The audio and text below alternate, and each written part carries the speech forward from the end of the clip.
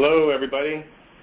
Welcome and thank you for attending our webinar on the top 5 wage and hour mistakes in the hospitality industry and how to avoid them. My name is Subha Viswanathan from Schoeneck King's Syracuse office. My partner John Ho was going to co-present with me, but I think he's gotten tied up in a deposition, so he's in our New York City office, but I think that I might be flying solo on this presentation today.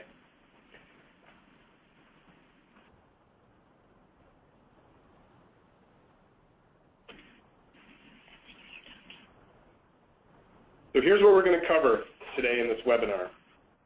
First, we're going to talk about the Department of Labor's enforcement activities and discuss some recent examples of wage and hour lawsuits and settlements involving restaurants.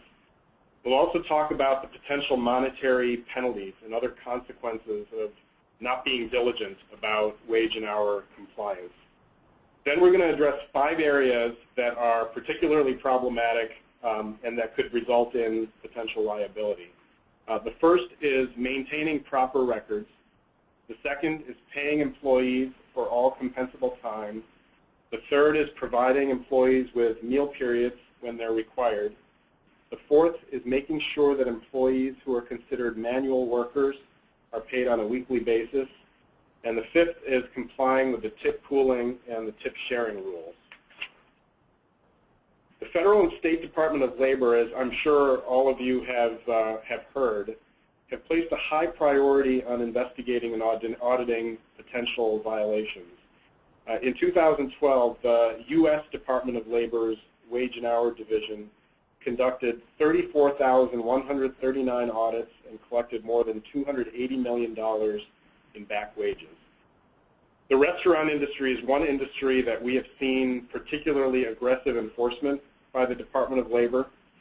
For example, in October of 2014, New York Attorney General Eric Schneiderman announced wage and hour settlements with 23 Domino's restaurants in 8 New York counties. In addition, although it happens in only rare instances, there is the potential for criminal prosecution for an intentional failure to pay minimum wage and overtime. And in March of 2014, the Attorney General announced the arrest of a restaurant owner who failed to pay minimum wage and overtime, and she faces a maximum jail term of 1 year in addition to potential fines in the amount of $5,000 for each count of failing to pay wages. Here are some recent examples of wage and hour settlements involving restaurants, and I'm not going to dwell on each of these, but just wanted to emphasize that the risk of non-compliance is huge. Depending on the number of employees affected and the scope of the alleged violations, these types of cases can be extremely costly to resolve. Here are some examples of lawsuits filed against restaurants in 2014 for alleged wage and hour violations. Again, I'm not going to dwell on each of these. Here's a few more. Some of the issues that are raised in these lawsuits we're going to address in this webinar so that you can make sure that you're in compliance and hopefully won't be the subject of a lawsuit like these.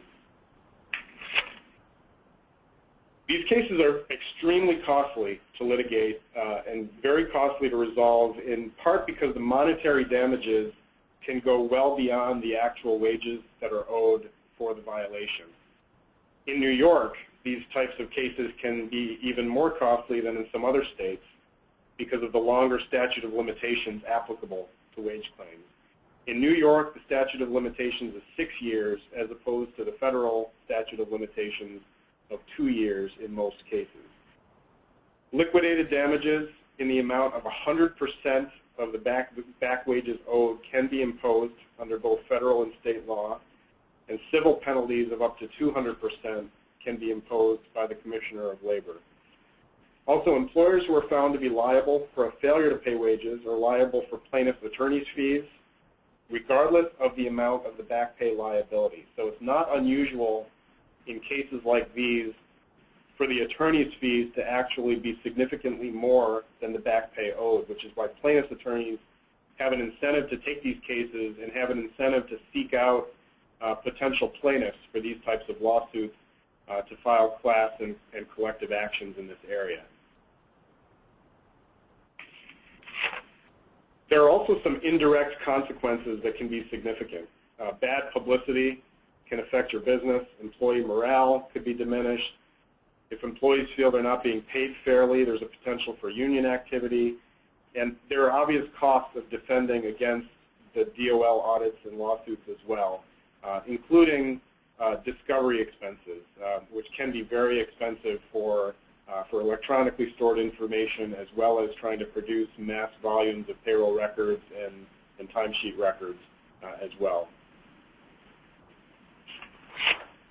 There's also the potential for managers to be held personally liable for wage and hour violations if they have what's called functional control over the wages paid to employees.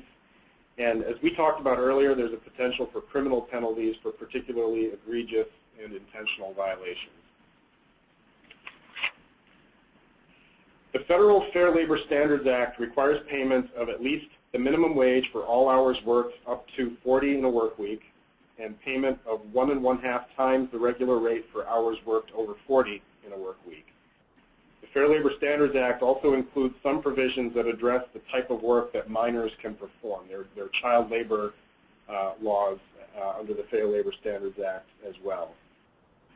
The Federal Fair Labor Standards Act covers employees who are engaged in interstate commerce, which includes any enterprise that does $500,000 or more in business. The New York labor law covers all employers, regardless of how much business you do and how many employees you might have. We're going to cover several New York labor law issues in addition to some federal minimum wage and overtime issues. We'll talk about the notice requirements under Section 75 of the New York labor law. We'll talk about some provisions of the hospitality wage order that deal with minimum wage, overtime, and tip credits. John Ho and I are actually going to do another webinar on January 26th that will address some of the provisions in the hospitality industry wage order in a lot more detail, but we are going to touch upon some of those issues in today's webinar as well. We'll discuss the meal period requirements in Section 162 of the labor law, and we'll talk about the frequency of pay requirements under Section 191 of the labor law. So let's talk first about maintaining and creating proper documentation. Under Section 195 of the labor law, when an employee is hired, the employee has to be given written notice of the rate of pay or rates of pay if the employee is paid at more than one rate, including the overtime rate of pay. You have to give the employee notice of how the employee is paid, whether it's by the hour, shift, day, week, etc. You have to let them know what the regular payday is. You have to give the official name of the employer and any other names used. You have to provide the address and phone number of the employer's main office or principal location. And you have to provide any allowances taken as part of the minimum wage. So if you have tipped employees and you're using a tip credit, that has to be disclosed as part of that initial wage notice. I'm sure, as all of you know, there are templates for the wage notices that have been promulgated by the New York State Department of Labor that are on their website. That's linked here on this slide. So make sure that you're using the appropriate forms for the appropriate employee. If you have employees whose primary language is not English, and if the Department of Labor has a template for that particular language, you are required to give the employee notice in English as well as the prescribed Labor Department notice in the employee's primary language.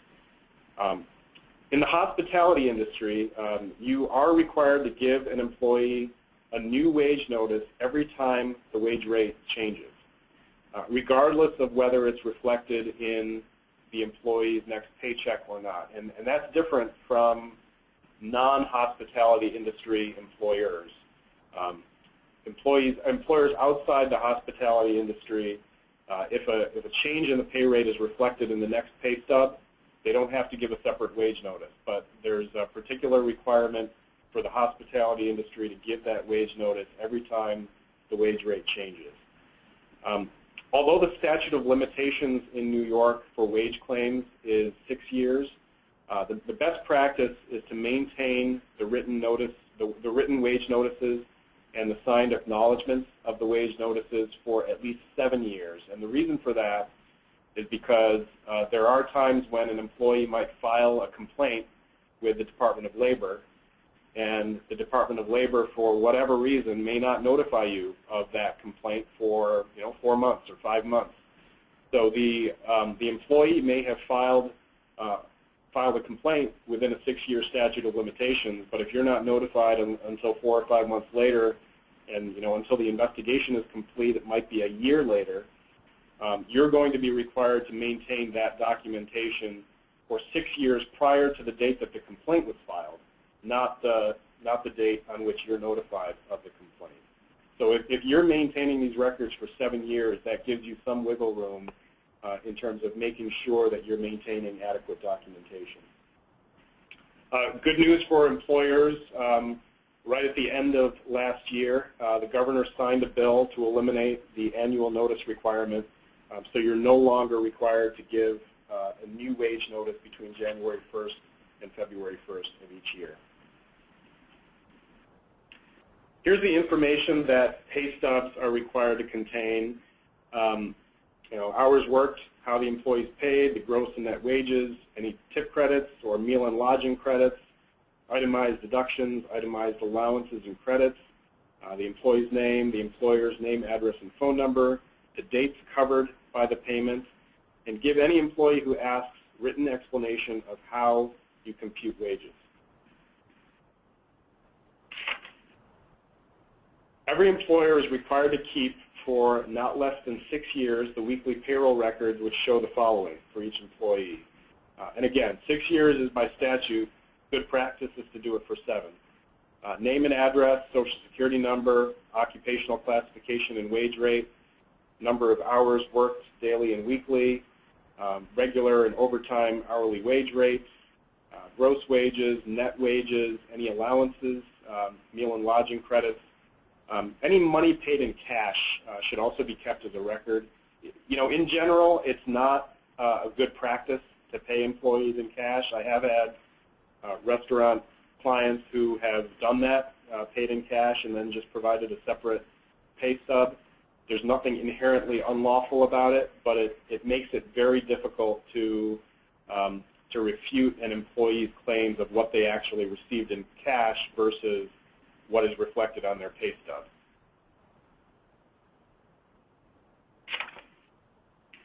So failure to maintain the required documentation is a violation of the labor law in and of itself, but the major problem with a failure to maintain documentation, especially the records of hours worked and wages paid, the main problem is that it makes it virtually impossible to defend against a claim for unpaid wages. The DOL and the courts will generally accept any credible recollection of the employee regarding their hours worked and payments if you don't have a tangible record that refutes that credible recollection.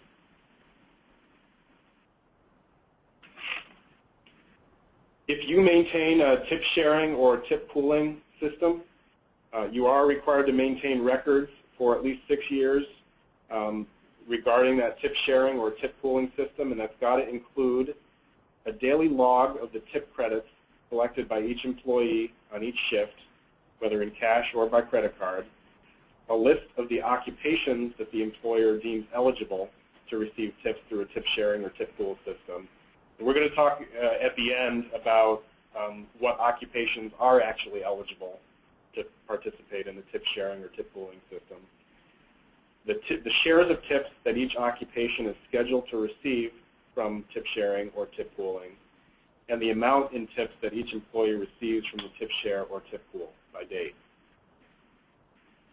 And the reason for that is essentially that the Department of Labor wants to see that the amount of money going into the tip pool is equal to the amount of money going out of the tip pool, so that there's no presumption that managers or other non-tipped or non-eligible employees are taking money from the tip pool unlawfully. The tip pooling or tip sharing records have to be made available to the participants in the tip sharing or tip pooling systems to review. And it doesn't allow the employee to review general payroll records of other employees, but the particular records relating to the tips, the tip sharing or tip pooling, employees who are participants are entitled to review those records upon request.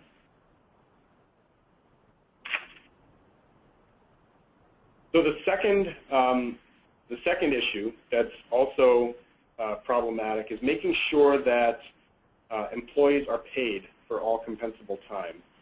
Minimum wage and overtime obligations are measured by a 7 consecutive day work week, and the employer has the discretion to determine what that work week is. It can be Monday to Sunday, Sunday to Saturday, Saturday to Friday. It can be whatever you set it as. What you can't do, obviously, you can't keep changing it from time period to time period in order to keep people under 40 hours in whatever time period you choose. So once you pick a work week, you need to stick with it, or the Department of Labor is going to look at it as you're trying to avoid your obligations under the overtime laws. Keep in mind that the requirement to pay overtime cannot be waived by employees. So you can't enter into, for instance, an agreement with an employee that they won't get the time and a half for overtime, but instead you'll give them time off during a different work week. That type of agreement is not enforceable. The employee might agree to it and take the time off, but they can still sue you for the overtime pay, and it's not going to be a valid defense to say, well, the employee agreed to it and took time off in exchange for the overtime. The Department of Labor is going to say, we don't care. That's not enforceable. You're still required to pay the time and a half. You can require and schedule employees to work overtime as long as you pay the overtime hours at the correct time and a half rate. The computation for overtime for tipped employees can get complicated, but the most important thing to keep in mind is that it's not correct to pay time and a half of the tipped minimum wage. You are required to pay time and a half of the full minimum wage minus the tip credit. So here's an example of a tipped food service worker. The current minimum wage for a tipped food service worker is $5, which is $8.75 minus the $3.75 tip credit. So the overtime rate wouldn't simply be $5 times time and a half, which is $7.50. It would actually be the $8.75 times time and a half, which is $13.13, minus the $3.75 tip credit, which gets you to a $9.38 overtime rate. Work time does not include bona fide meal periods. It doesn't include any kind of leave time, whether it's paid or unpaid. Working time is essentially defined as is suffer or permit to work. Is the employer suffering or permitting the employee to work? There's no physical exertion that's required for something to be defined as work. So an employee may be doing absolutely nothing and still be entitled to be paid. So if, for instance, the employee shows up, but no customers have shown up yet for lunch, so the employee has come to work at the prescribed time, but for the first 20 minutes, the employee has nothing to do because there's no customers. That 20 minutes is still compensable.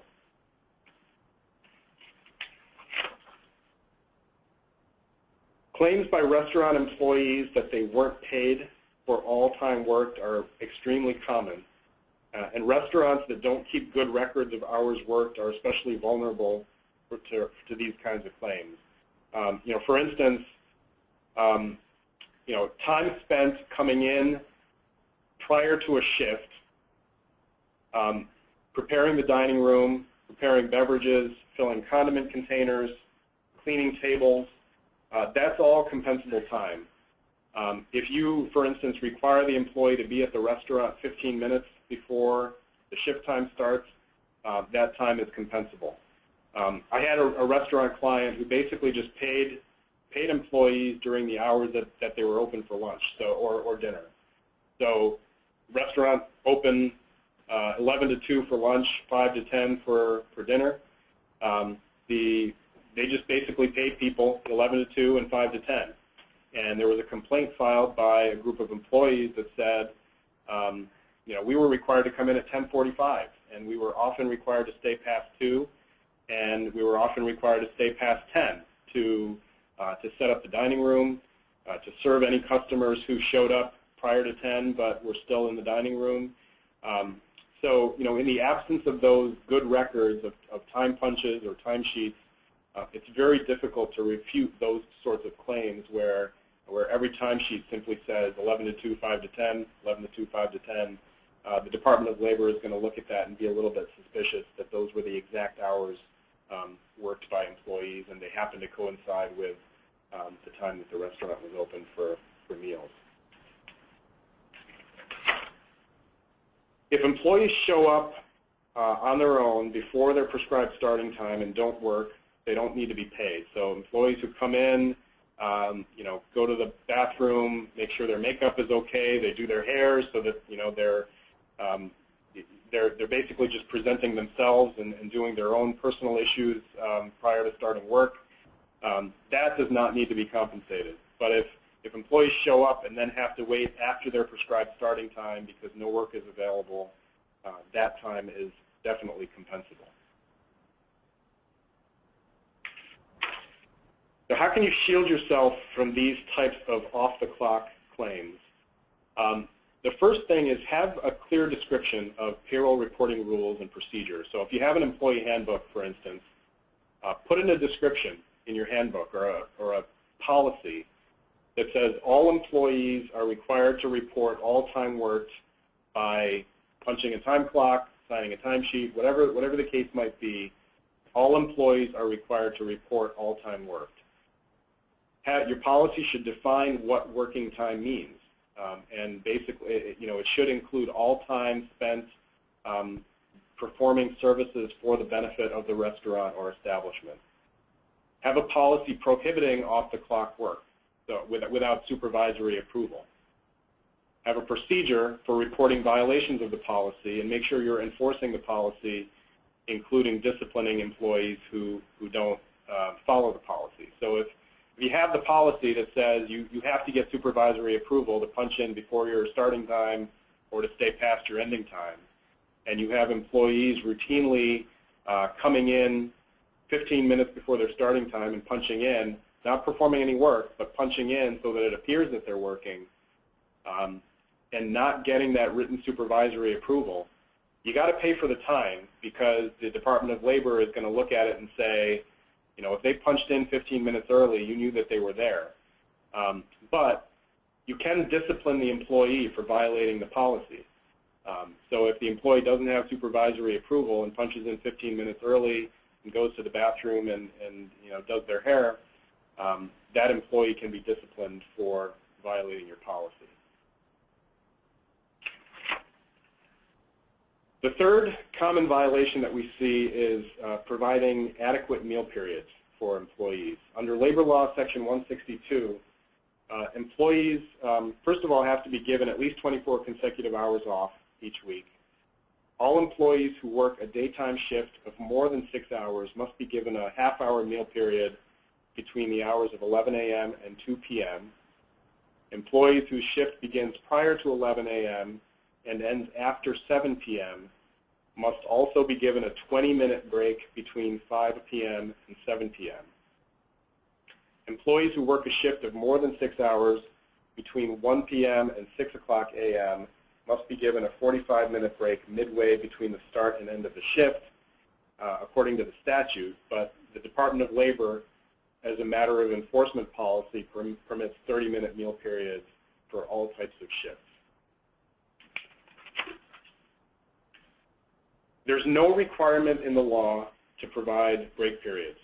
There's a misconception among many employees that if they work an 8.5-hour shift, that they not only get their half-hour meal period, but they're entitled to a 10-minute break in the morning and a 10-minute break in the afternoon. That's not what the law requires. The law just requires the half-hour unpaid meal period. But if you choose to voluntarily provide breaks to employees of less than 20 minutes, you are required to compensate employees for those breaks, including breaks to go out and smoke if they need to. Automatic meal period deductions are highly frowned upon by the New York State Department of Labor, particularly in the hospitality industry. So the best practice is to have people punch in and out for meals, or if you don't have a punch clock but you require people to keep track of their time by a timesheet, make sure that there's part of the timesheet that reflects that they've gotten their half-hour meal periods each day. You know, if you need to, stagger the meal periods to account for business needs. I mean, it's very difficult, obviously, if you've got a very busy lunch crowd, and you have servers that are obviously scheduled during that 11 a.m. to 2 p.m. meal period time to serve customers. It's difficult sometimes to try to balance your business needs versus giving people the meal periods, but you know, you got to do it the best you can in terms of giving some people their meal periods 11 to 11:30, give some people their meal periods 11:30 to 12. You know, you can stagger it so that hopefully your customers get served and employees get their meal periods. The meal period must be duty-free. You can't have people working through their meal periods. You can require employees to stay on the work premises, but you can't have people voluntarily working through their meal periods. Employees can't leave 30 minutes early instead of taking a meal period in order to comply with Labor Law 162. The Department of Labor is going to want to see that you gave the meal period between that 11 a.m. to 2 p.m. time frame if it's a daytime shift, or at least midway through the beginning and end of the shift if it's any other type of shift. And technically, this meal period requirement includes exempt employees such as managers, as well as non-exempt employees.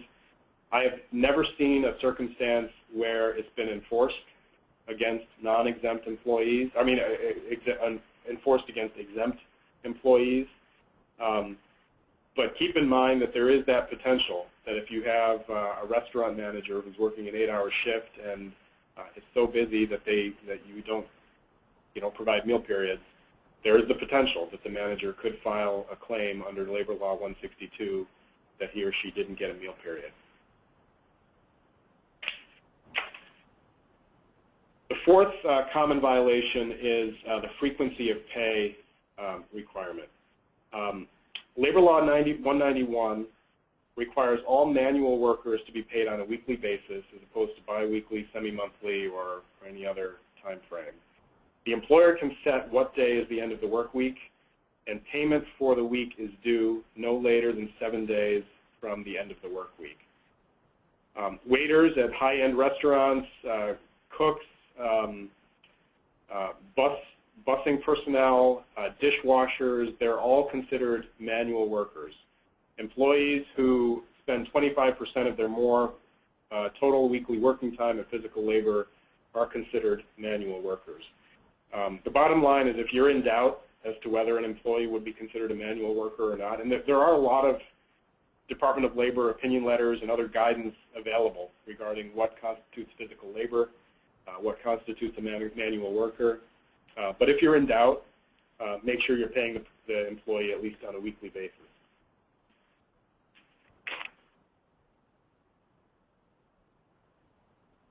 In general, non-exempt restaurant employees, other than commissioned salespersons, should be paid on an hourly basis. Shouldn't pay employees on a daily, weekly salary or other non-hourly rate basis. That's so that the Department of Labor will be able to see exactly what the hours are, exactly what the regular rate is, and what the time and a half overtime rate is. The final compliance issue that we're going to talk about is compliance with the tip pooling and tip sharing regulations. And then we'll have time for some questions. If you employ food servers and delivery workers, you can deduct the tip credit as long as the total earnings of the employee are at least equal to the minimum wage mandated by law. The minimum wage rate for employees is $8.75 currently, and it's going to go up to $9 after December 31st, 2015. To take a tip credit against that minimum wage for a food service or a service worker's wages, you have to keep records of the employee's tips, and you can do that through a self-reporting system. So you can have employees on a daily or weekly basis self-report their tips, just to confirm that they're making at least enough tips to get them up to the minimum wage rate. And you have to inform employees that a credit for tips is being taken against their wages under the tip credit provisions of the New York labor law.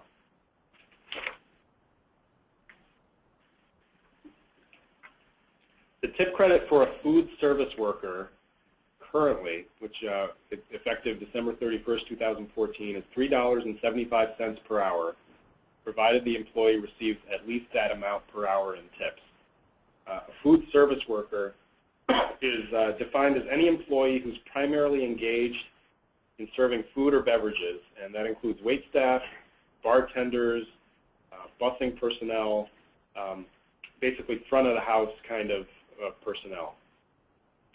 The tip credit for service employees on or after December 31st, 2014 is $3.10 per hour, provided the employee receives at least that amount per hour in tips. And service employees are defined as any employees other than food service workers who customarily receive tips. So you can't classify cooks, dishwashers, back of the house personnel as service employees and take a tip credit for those employees. There's different credit rules for resort hotels for service employees.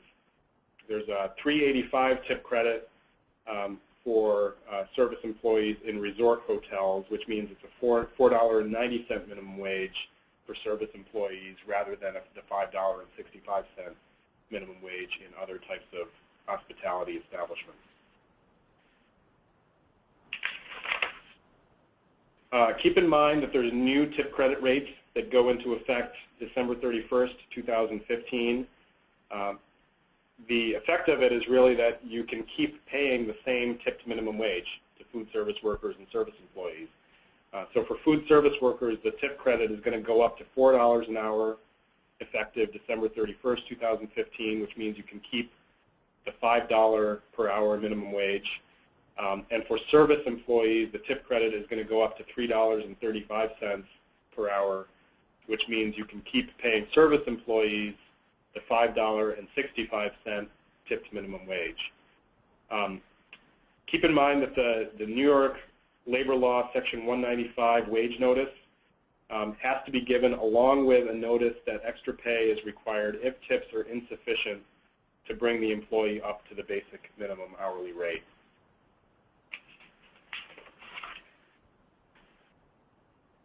Let's talk about tip pooling and tip sharing arrangements. Tip sharing is the practice by which a directly tipped employee gives a portion of his tips to another service or food service worker who participated in providing service to customer, and then that employee keeps the balance. Tip pooling is the practice of intermingling all tips in a common pool and then redistributing among directly and indirectly tipped employees. To be eligible for a tip pool or a tip share, there's only certain occupations that are eligible.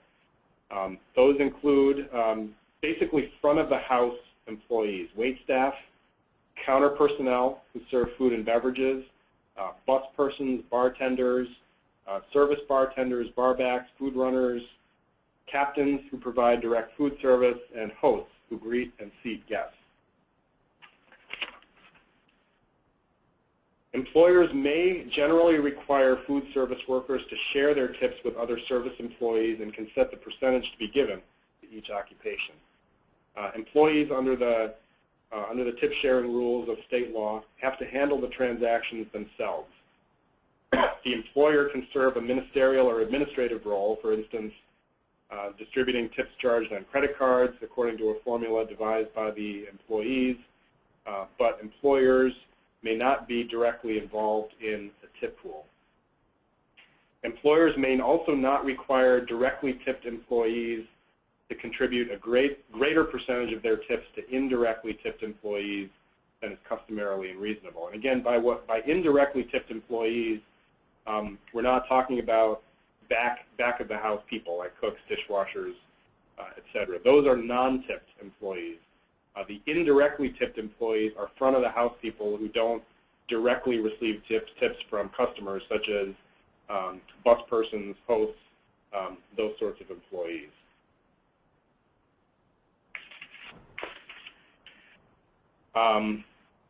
Keep in mind that employers or their agents cannot share in tips, even if they provide some direct service. So, if you have a manager who at times provides direct food service to customers, but their principal responsibility is to manage the service rather than actually provide the service, they are not eligible to receive tips. They're not eligible to share in a tip pool.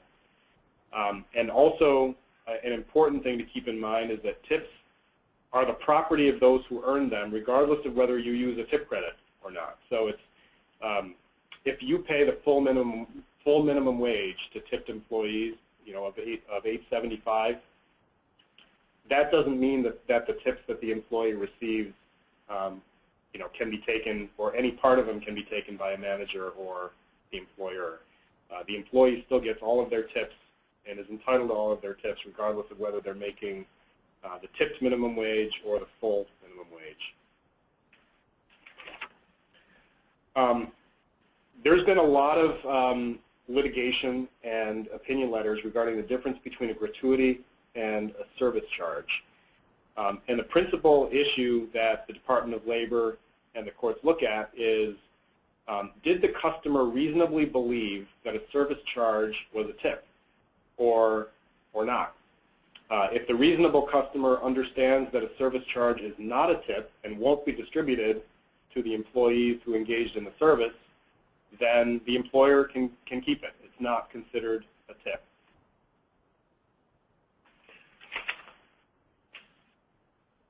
You should make sure that if you have service charges, for instance, for large parties, if you automatically add a service charge of 18% or 20%, make sure that you're communicating to, if you don't intend it to be a tip, make sure you're communicating to the customer that this is not intended to be a gratuity, that it's a service charge, and all or some of it may not be distributed to employees.